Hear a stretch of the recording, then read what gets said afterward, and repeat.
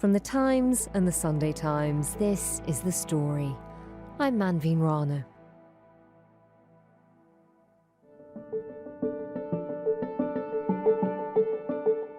It feels a little bit like Groundhog Day, if I'm honest. Last year we had the worst harvest we've ever seen. This one is very, very similar.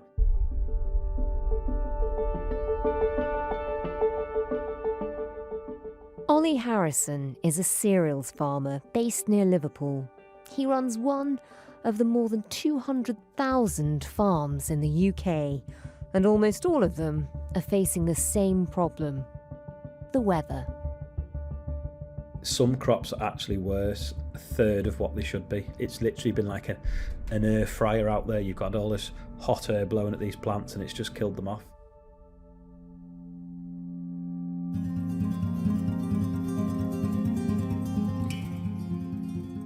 Nothing this summer feels normal. Right now, the farm should look more like this. Harvest would be in full swing. You know, we'd have dripping ripe crops of wheat sort of blowing a little bit in the breeze. But instead, this year, the harvest, such as it was, came early. Any crops that haven't been harvested yet are just tiny, sort of 6 inches to 12 inches high rather than a couple of feet high, because they've just been stunted by the extreme temperatures and the hot wind that we've had.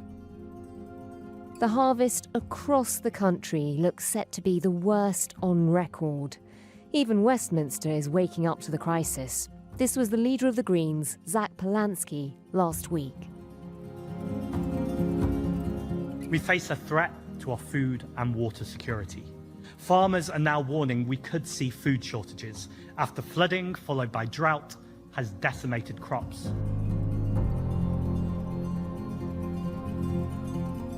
What does this current heat wave and our rapidly changing climate mean for the future of farming in the UK?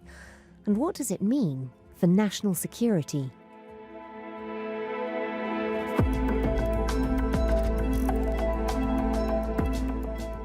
I uncovered a report earlier this year, a secret government report warning ministers that the UK's food system could collapse under the strain of climate change and nature loss in coming decades.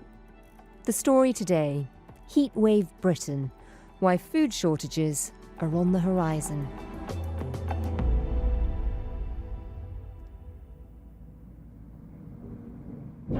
Yeah, so the noise in the background is the lads moving grain into the dryer, not to dry it, but to cool it so that we can put it into the store, and also moving some wood chip round because we recycle tree waste as well at the moment to keep our head above water. So I am literally on the edge of Liverpool. We have a Liverpool postcode. I grow wheat, barley, beans, oilseed rape, although this year we have switched the cropping slightly to some combinable maize, which is normally not grown in this country because it's normally not hot enough. But this year, after what happened last year, we decided to try some. So it seems to be going okay, although that won't be harvested till September, October time.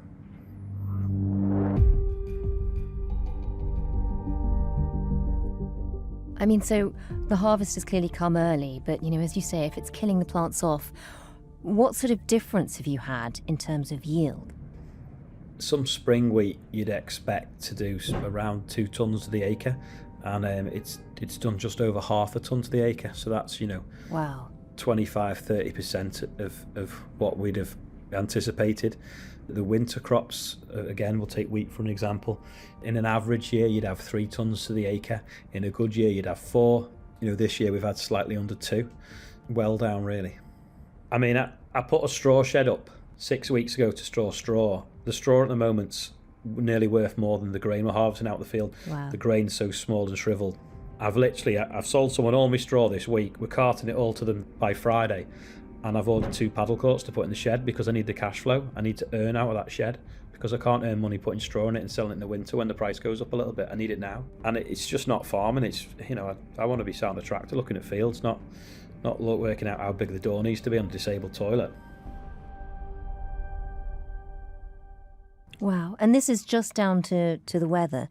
Is it that it's too hot, or is it also that there's been a lack of rain? I mean, what's having the biggest impact? Ultimately, it's both, but I think it's the heat that's done the most damage for us. Yeah. If you remember back in May, beginning of May, we had like 30 odd degrees for like nearly a week solid.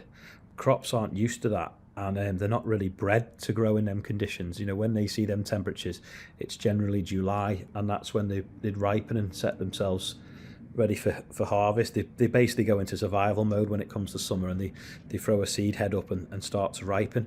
And that's what started to happen in May. You know, the plant went into survival mode.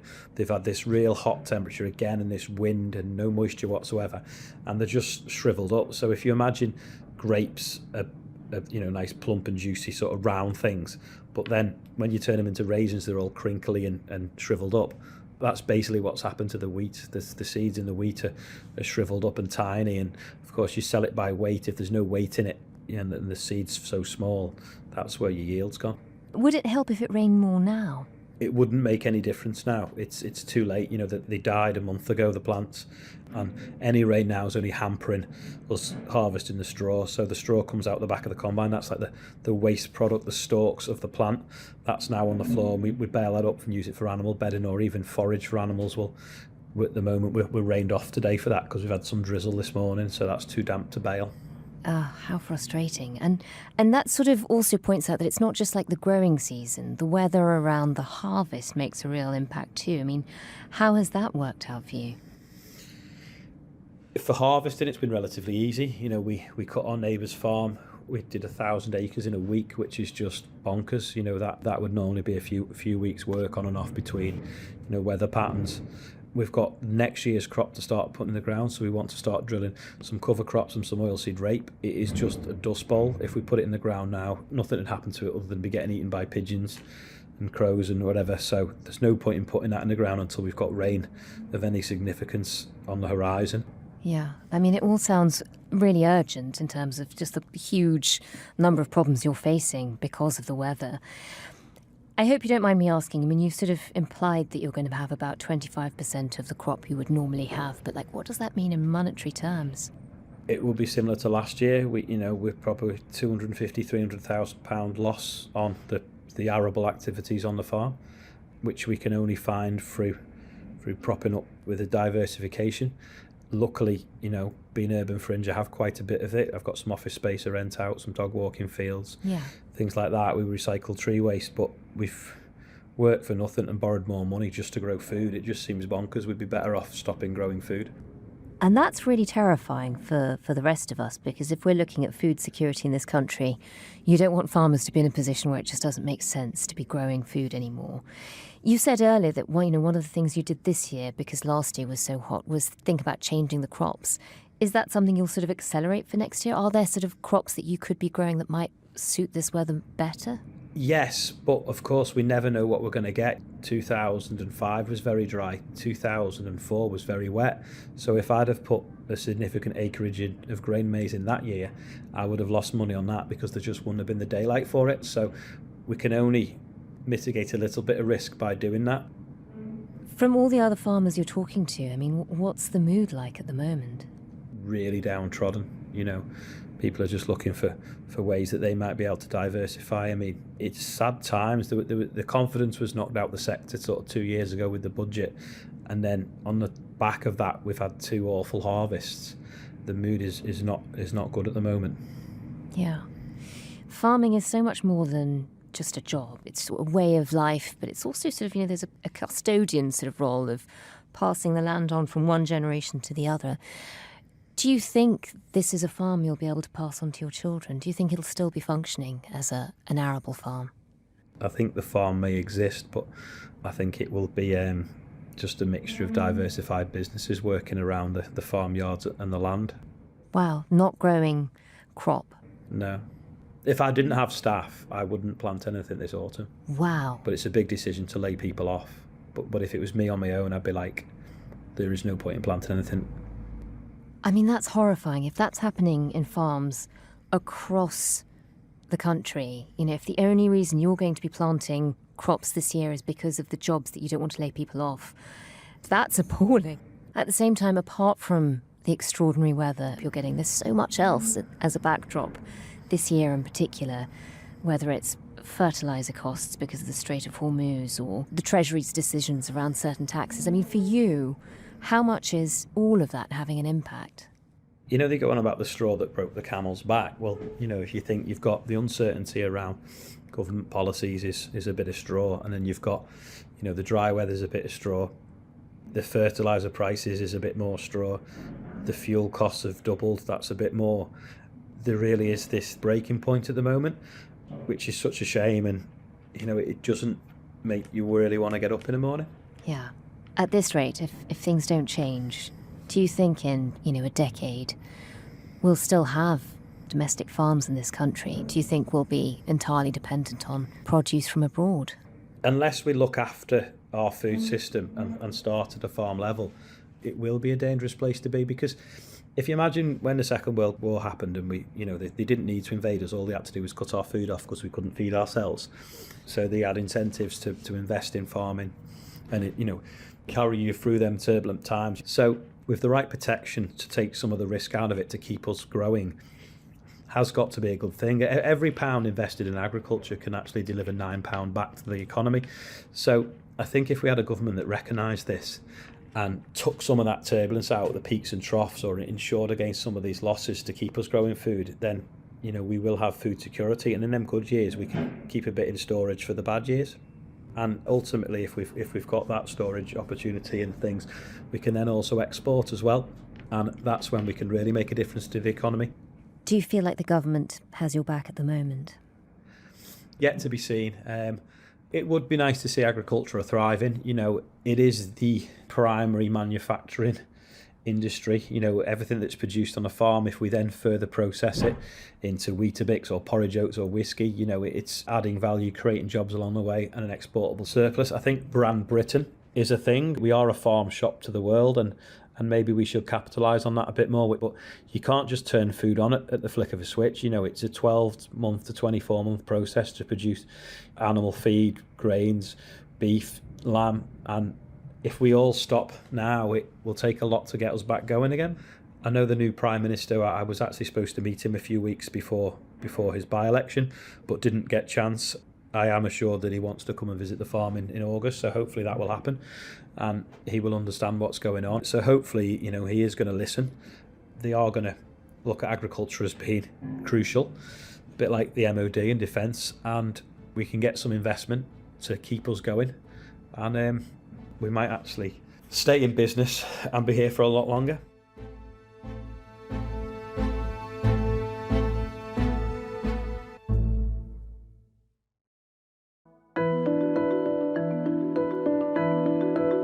About a decade ago, I just realised that environmental issues, climate change in particular, were going to be a much more important determinant of what happens in the next few decades than I had ever appreciated.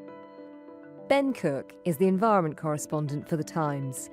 While his work has taken him from climate conferences to rainforests and deserts around the world, more recently, the urgent problems he's been covering have been closer to home. It is just a fascinating beat to work on because it requires you to think about how all the systems which underpin our quality of living, such as agriculture and water and so on, are basically designed for a climate which increasingly no longer exists. And we need to rethink how the hell to redesign those systems really quite quickly.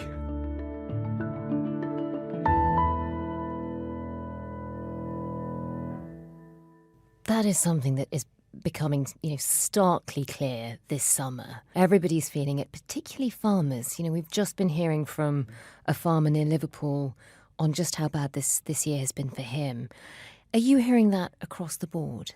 Yeah, a lot of farmers are saying that their yields are down, that they're struggling to irrigate their crops, and Britain's harvest looks set to be the worst on record. Wow. Is it starting to be noticed in Westminster? Because obviously it's a very urgent problem for the whole country if farming is in as much trouble as it seems to be.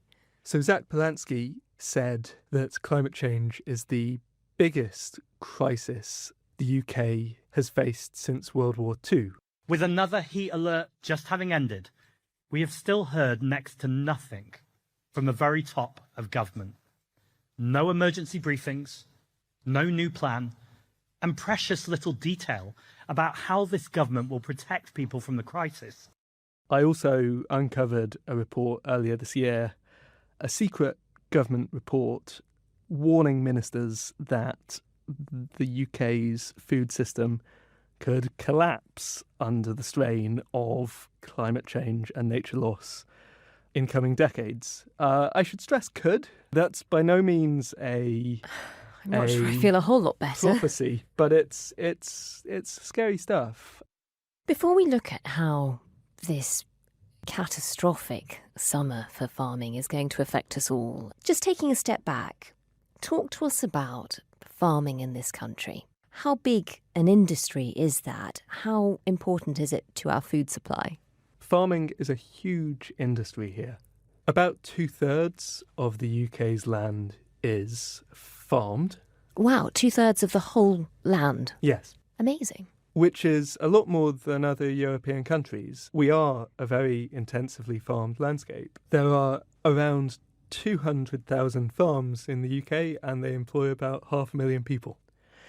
This means that just under half of the food on our plates is produced in the UK, including the majority of grains, meat, dairy and eggs. So it's a really sizable industry. Give us a sense of just how bad this summer has been for them.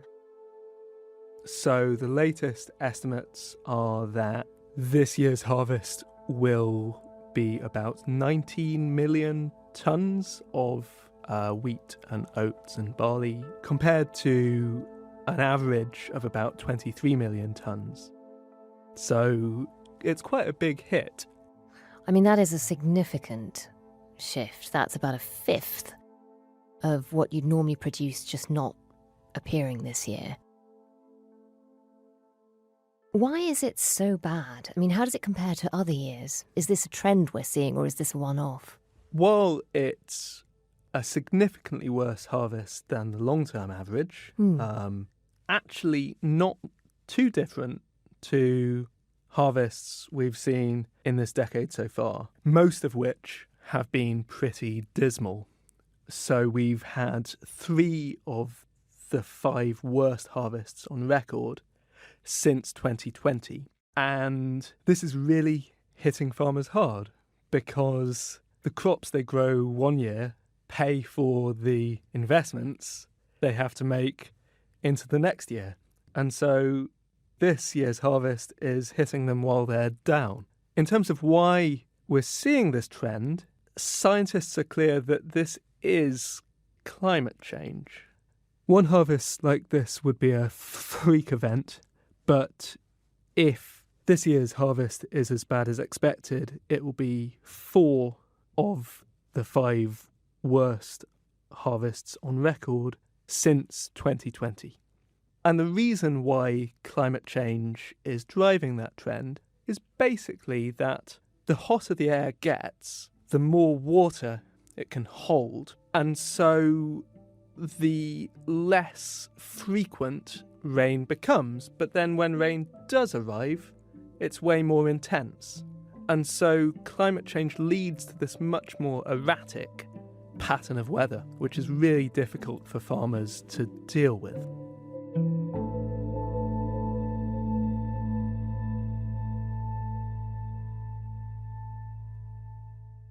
As you say, it's leading to much more erratic weather. It's not even predictably just much hotter.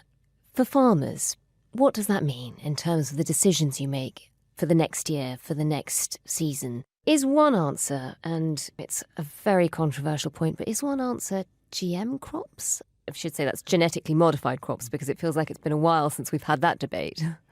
So the government has actually eased its regulations about gene editing in recent years, allowing the creation of new varieties.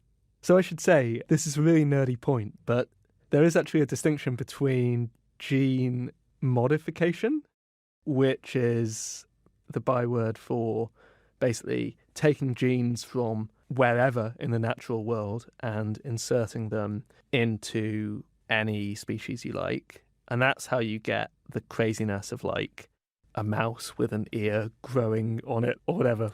And then gene editing, which is basically where you take genes out of, say, wild varieties of wheat and put them into domesticated varieties, which is seen as less controversial. And that's what the government is allowing.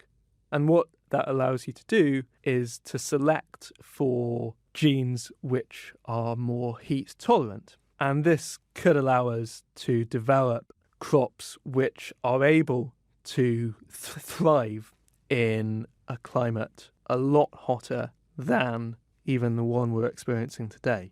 Wow, so you just end up with a much hardier crop. I can see why that would be appealing right now. We've talked a lot about cereals and grain. Are we seeing the same kind of impact on sort of dairy farmers and farmers who are sort of concentrating on meat rather than arable, livestock farms? Yeah, we are.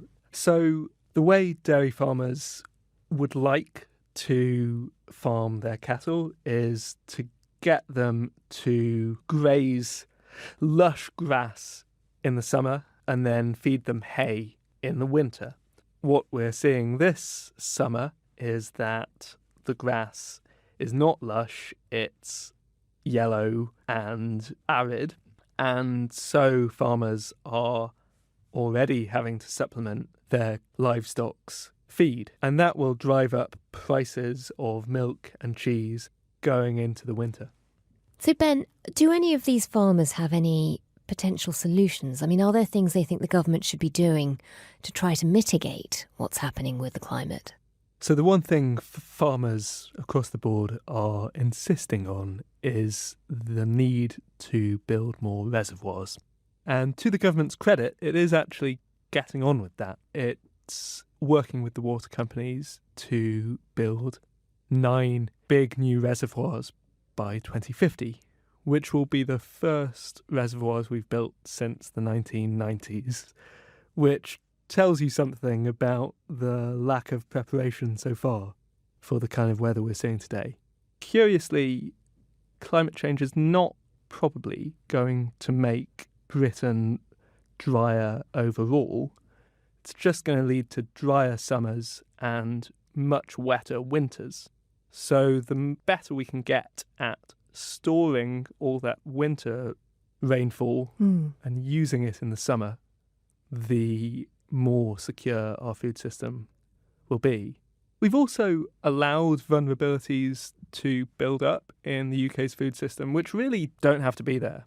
So we import a lot of our fruit and veg from the Netherlands, which has basically the same climate as the UK.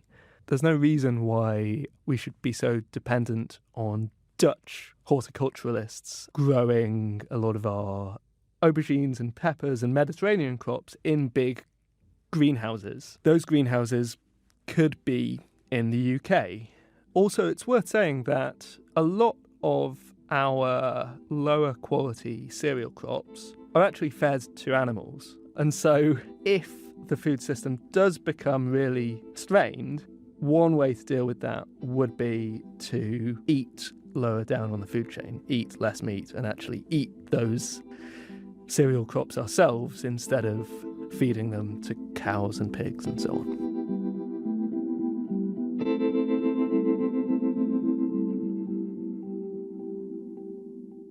In the meantime, how much are ordinary consumers, all of us, likely to feel the effects of what's happening to farming in this country when we're in the supermarket? All of this is going to feed through to higher prices in the shops. That will be higher prices of bread made with British wheat, but it will also be higher prices and potentially even shortages of a lot of our salad crops like tomatoes and cucumber and lettuce and so on. We've actually all already seen shortages of cucumber in the shops earlier this Yes. summer. And that's basically because a lot of our salad crops are grown in Spain and Morocco, which are dealing with the same extreme weather that we are as well. Chris Ciaccarini of the Energy and Climate Intelligence Unit told me that he would not be surprised if we saw shortages of peppers and tomatoes this summer because, as I say, they come largely from Spain and Morocco. So together you have shortages of some fresh produce, you have the price of other staple goods like bread going up because wheat is just so much less common now. It's sort of so much harder to get hold of, especially at a good quality stuff. All of that will alarm most households. What does all of this mean for the UK's food security?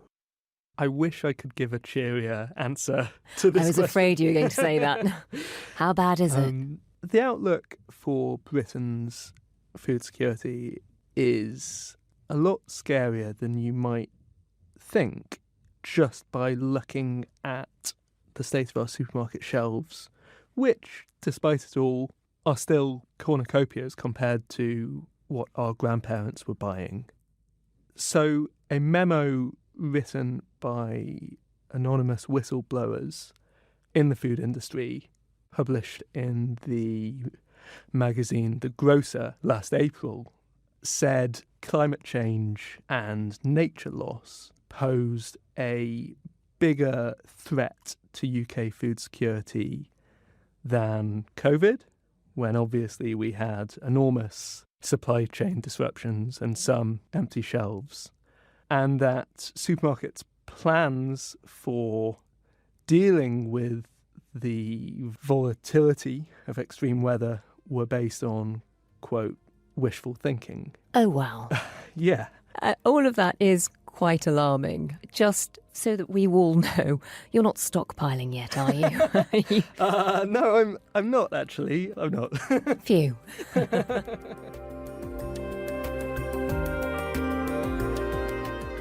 So the message is don't panic yet.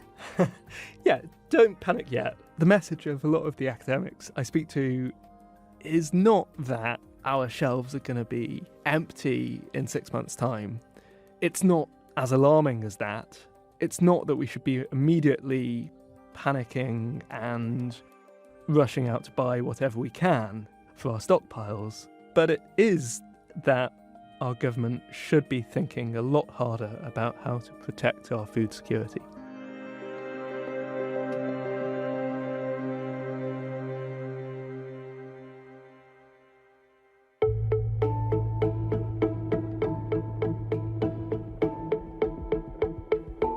That was the Times environment correspondent Ben Cooke, and before him, Olly Harrison, a farmer near Liverpool. The producer today was Olivia Case, the executive producer was Edward Drummond, sound design was by Dave Creasy, and theme composition was by Mal Assetto. If you can, do leave us a review wherever you get your podcasts. And if you're a farmer or if you have any thoughts on our food security or the future of farming, then do get in touch. You can drop us a line to thestory@thetimes.com. Thanks for listening. We'll be back tomorrow.